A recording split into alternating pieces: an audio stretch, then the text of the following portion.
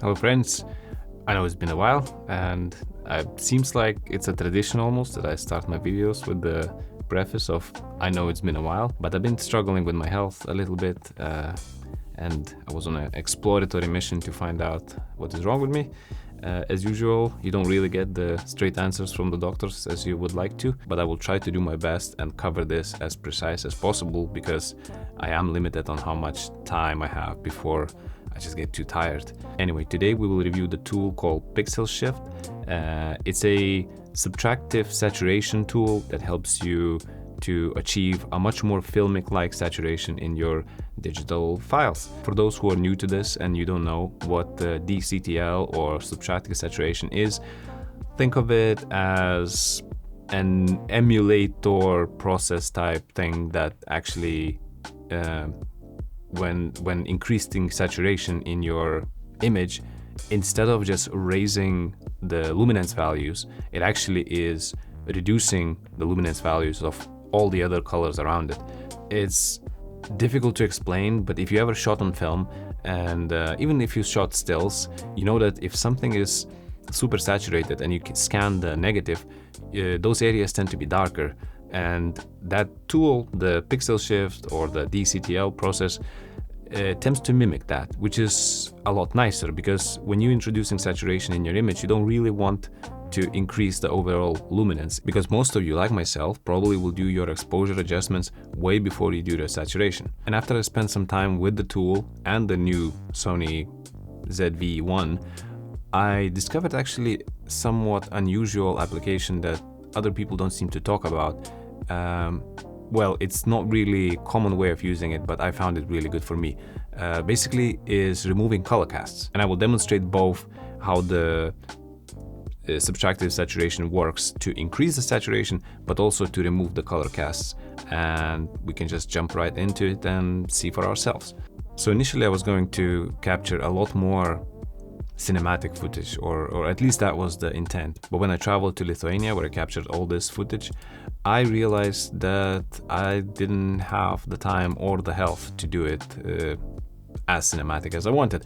But I think that still highlights the main features of the PixelShift tool and its usability. So anyway, so first shot, it's in a market. My mom sells honey and vegetables and whatnot, and this is a perfect example. For example, if you want your reds to be super deep reds, and I have two clips that are exactly the same, but one is done with the DCTL process and the other is done just increasing saturation. And you see what I mean exactly. If you look at the scopes, you see that when it's just saturated, this is the node, and I applied 65 saturation, you see that it raises the luminance levels. And if I just toggle on and off, you see what I mean.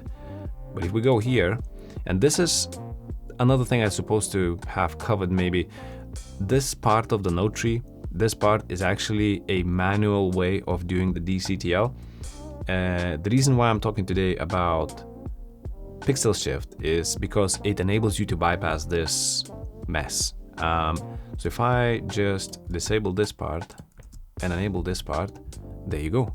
And you still get a really deep, nice saturation without increasing the luminance.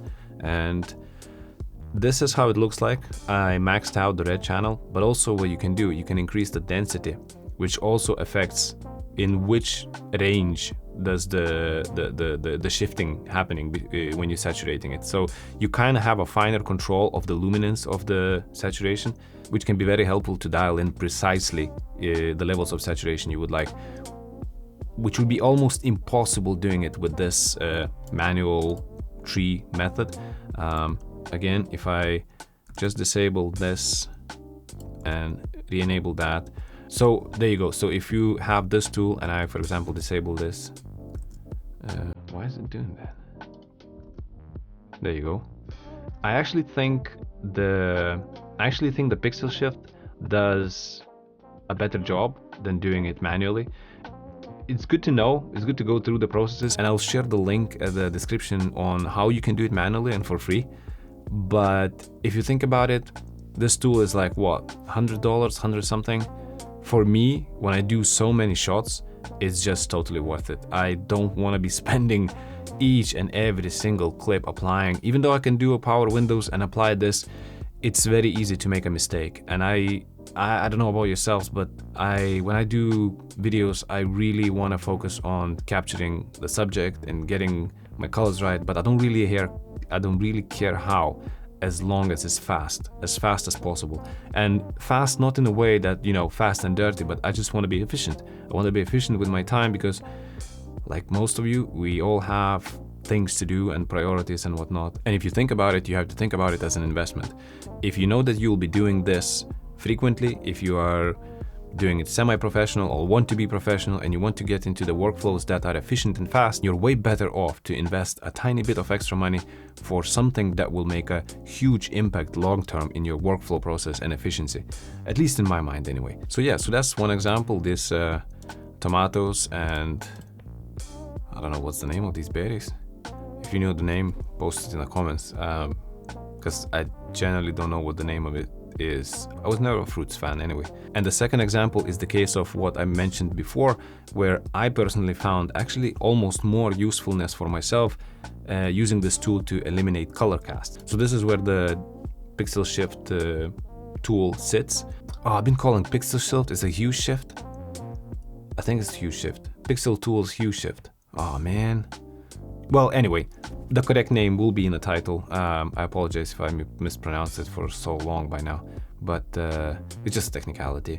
The tool is a tool. Anyway, so here you go. If I toggle this on, boom, all the yellowness from the very ugly fluorescent lights is gone by just manipulating the yellow channel. And if I bring it back again, as you can see, and again, this subtractive saturation works both ways. So when I want the color to disappear, it's just as effective as when I want the color to infuse.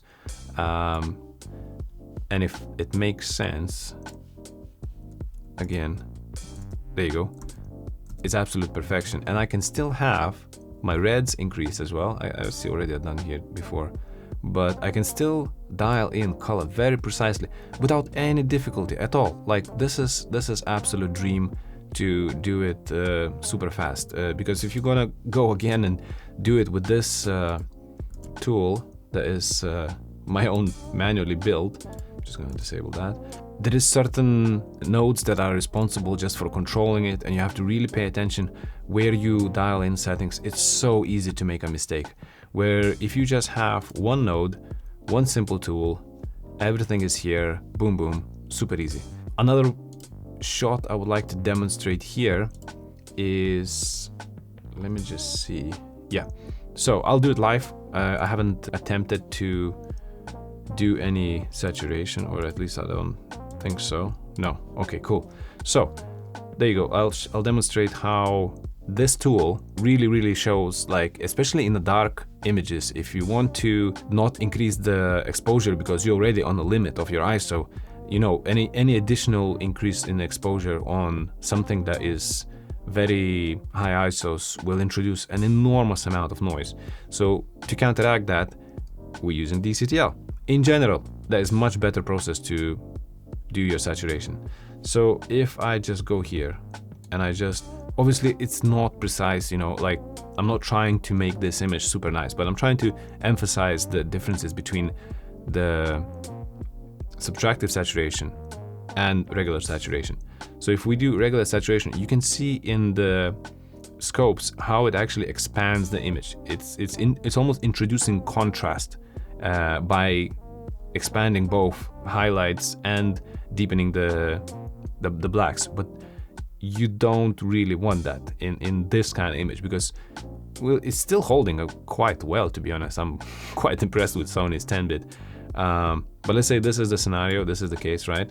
And if I go into here, and you can use a global saturation as well. You don't have to do just individual channels. You can go and do a global saturation, but you will see what it does to the image, what the difference it does in terms of luminance.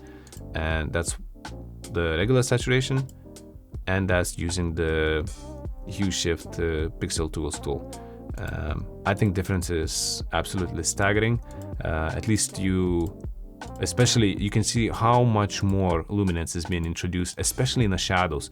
Look at how these areas like are now almost polluted with all the blueness in there, where if we are doing it with the correct tool and a DCTL process, the shadows are nice and clean, nice and black.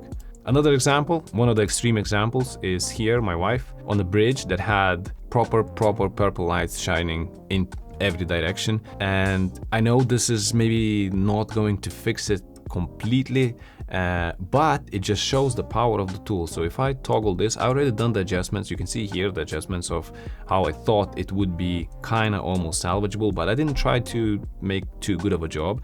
And if I turn it on again, boom, it's actually half decent usable image. It's actually, you know, obviously I should have shot in PAL maybe, because you can see electricity is not really playing up with what I needed to do. But again, if we just see how much it can recover without affecting other colors, is really nice. I think for me personally, again, the removing the casts is absolutely fantastic, because not always you want to introduce so much saturation in your images.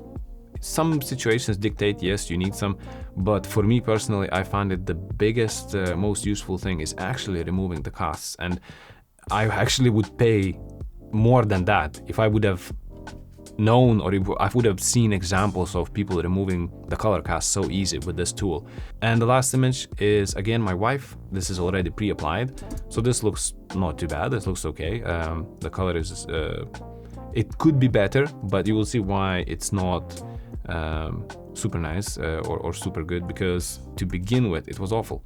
I had the white balance way off, but again, I just applied the tool, reduced the overall yellowness and increased the greens. You can see here, because if I just reduce the yellows, it actually sucks out the yellows out of the greens as well. But if I don't want the yellow on her face, and I can just compensate that by increasing the greens, I think it's perfect. Anyway, that's the tool. See for yourselves. The results are fantastic. It's not very known company, but I would really like them to be known more. And in the future, I will be always using that tool for my own productions and whatnot. I just got the Blackmagic 6K full frame, and that's using Nikon 35 2.5. The camera is good, it's nice. I don't know if it's better than my Sony, but I will do a lot of comparison videos between them, because I think a lot of people will be interested. They are very similar in terms of where on the budget they sit, but obviously Blackmagic has their own benefits and Sony has their own. Anyway, that's all that I had health and time to share with you today. I will see you in the next one. Bye.